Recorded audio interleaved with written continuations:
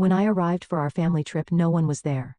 Confused, I checked my phone. My mother wrote, "TS trip is for real family only." My sister added, "Take care of my kids and dog, bye." I closed my phone and booked another ticket. Days later, my parents and sister turned pale. My name is Jennifer Williams. I work as a biochemist in the research and development department at a pharmaceutical company in San Francisco. Every day spent working on new drug development is incredibly fulfilling.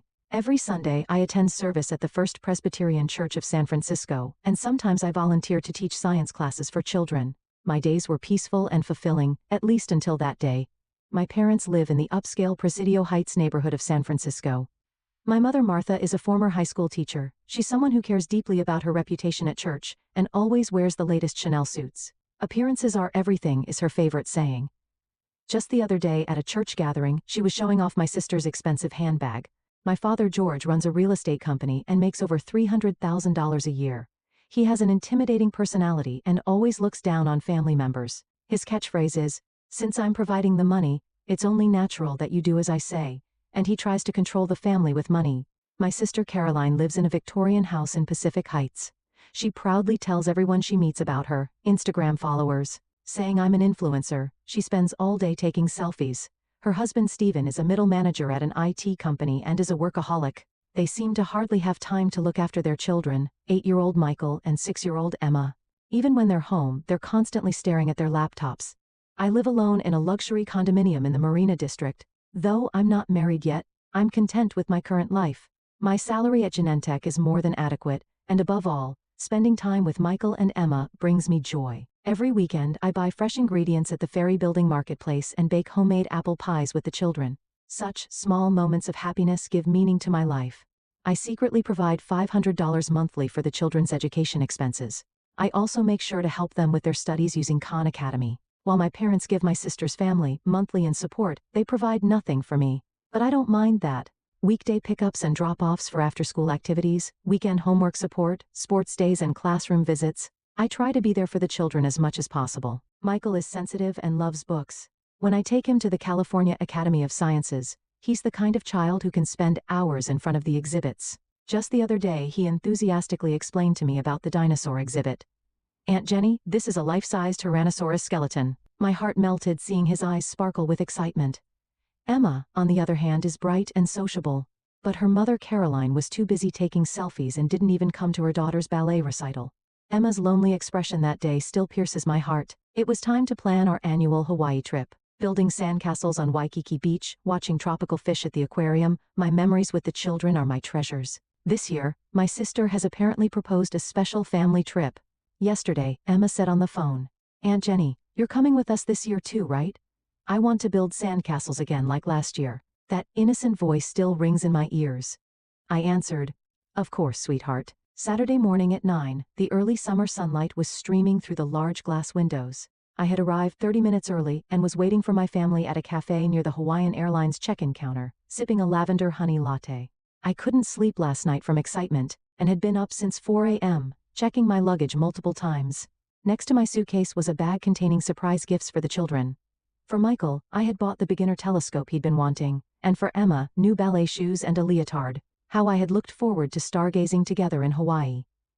Last weekend when I read an astronomy book with Michael, his eyes sparkled as he told me, "Hawaii has less light pollution, so you can see the Milky Way clearly." That expression of pure joy is still etched in my heart. Around me, the cheerful voices of families filled the air. I couldn't help but smile seeing a little girl pulling her parents' hands. She was wearing a pink dress just like Emma's. A long line had already formed at the counter, with everyone smiling in anticipation of their vacation. A father in a Hawaiian shirt was standing in line with his young son on his shoulders. That scene felt somehow nostalgic and a little bittersweet. 9:15, still no sign of my family. Probably my sister had overslept. It's typical of her. I remembered how last month she was 30 minutes late to the children's school observation day, and had to apologize to the teacher. I tried calling my parents on my cell phone. No answer. I tried my sister's number too. Again, no one picked up. They know the flight time. Thinking this, I checked social media. There were no new posts on my sister's Instagram. Strange. Usually she never fails to post her breakfast photos. Yesterday's post was a selfie showing off her newly purchased Gucci sunglasses. Anxiety began to grow slowly. I tried calling again. 3 times for my mother, 5 times for my sister, twice for my father. All went to voicemail. Messages weren't being read either. Something wasn't right. Had there been an accident? Or was someone ill? Sweat began to form on my palms. I took a sip of the cafe's ice water and took a deep breath. Outside the window, maintenance crew were performing their routine aircraft checks. There was something mechanically precise about their movements. 30 minutes until boarding time. The waiting area was gradually emptying. Passengers whose names were called headed toward their gates one after another.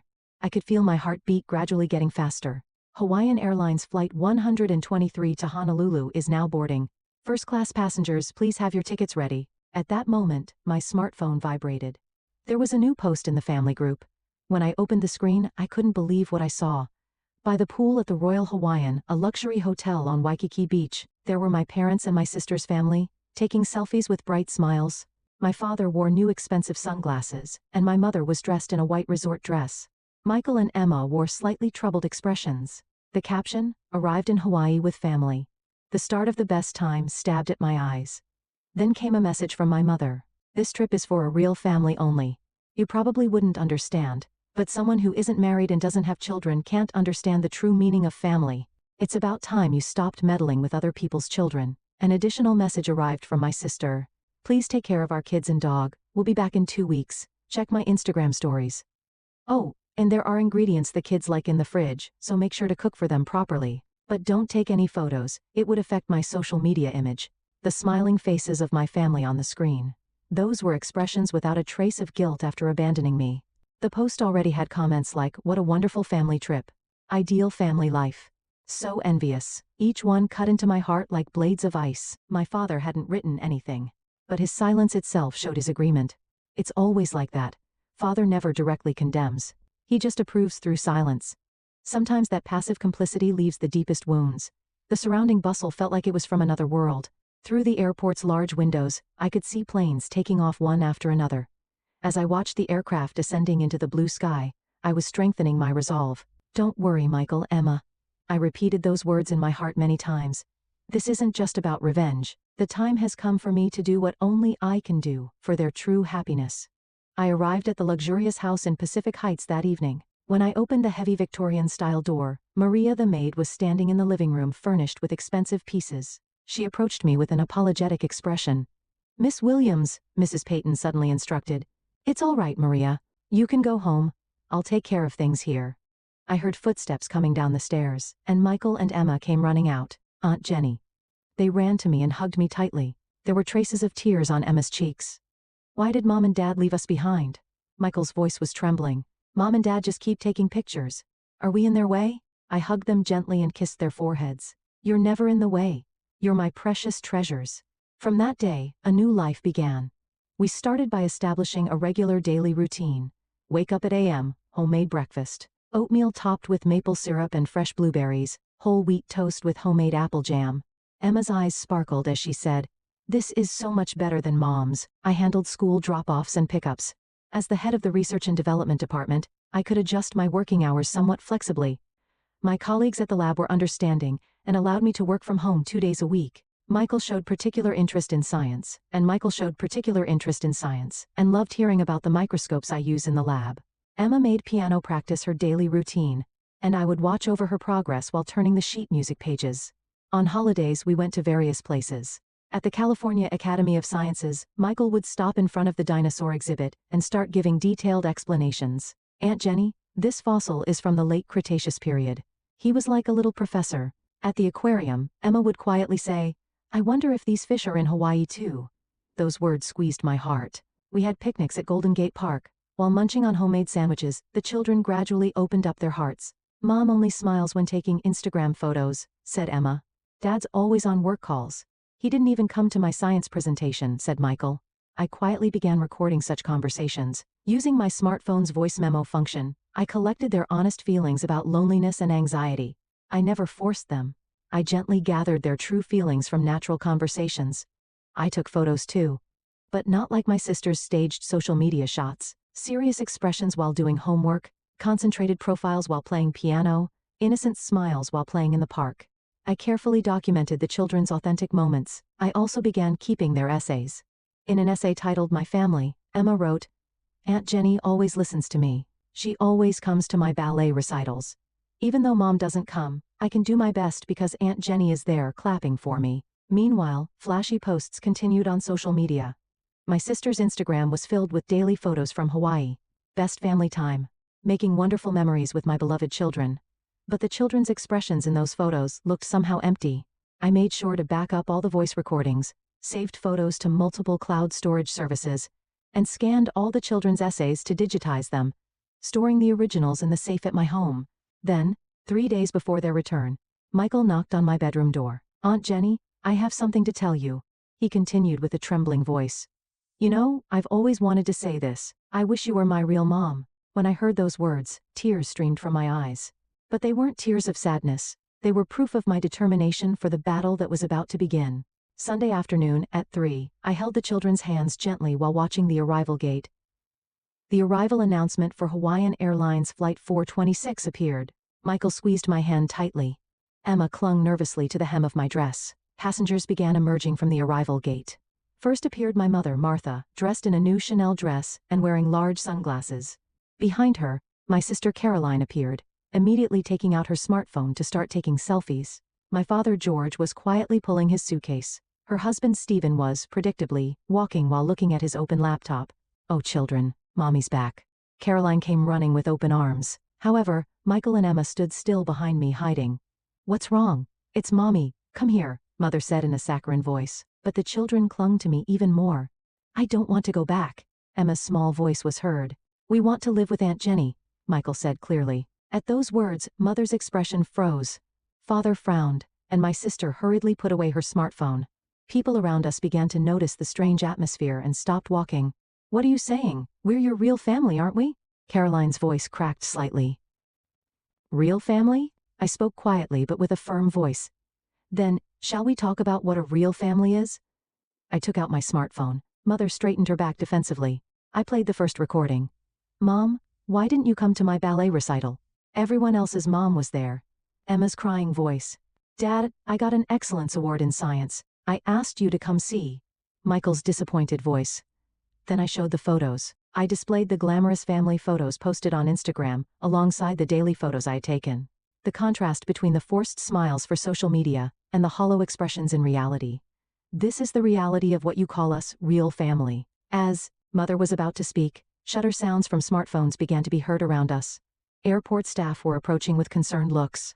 "Be quiet. This is a family matter," Mother shouted. Her voice echoed through the airport lobby. "Yes, you're right. This is a family matter," I continued calmly. "That's exactly why we should properly listen to how the children really feel, shouldn't we?"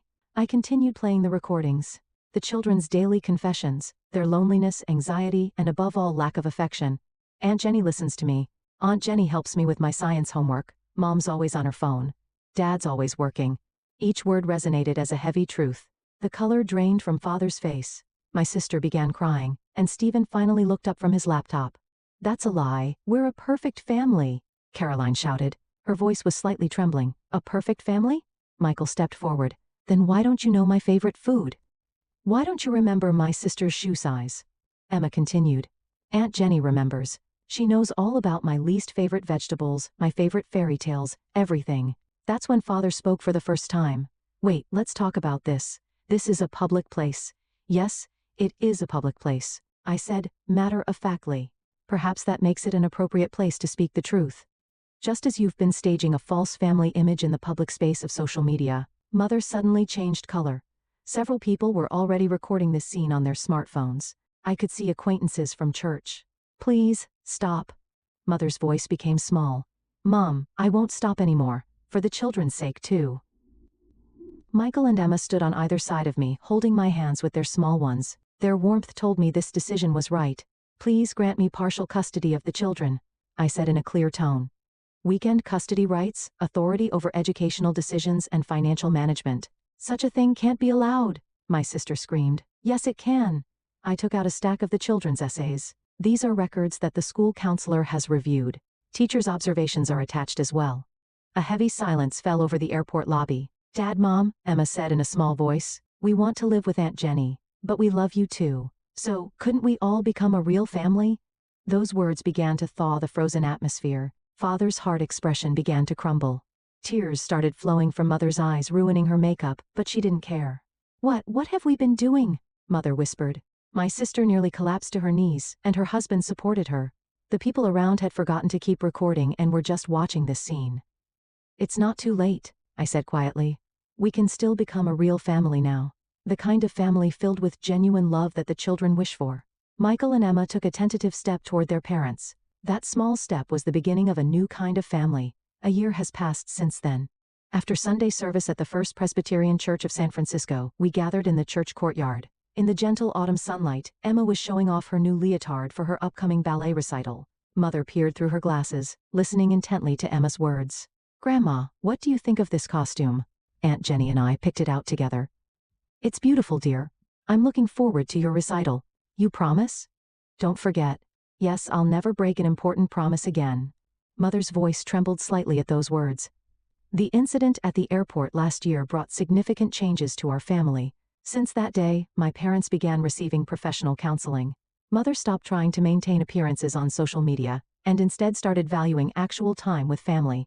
Father also changed his intimidating attitude, and began listening to what the children had to say. My sister Caroline changed dramatically too. Though her Instagram followers decreased significantly, she doesn't seem to mind anymore. Instead, she spends weekends playing with the children in the park and baking homemade treats. Her husband Stephen has also adjusted his work schedule to make time for family. "Hey, look." Michael came running over with his science test paper.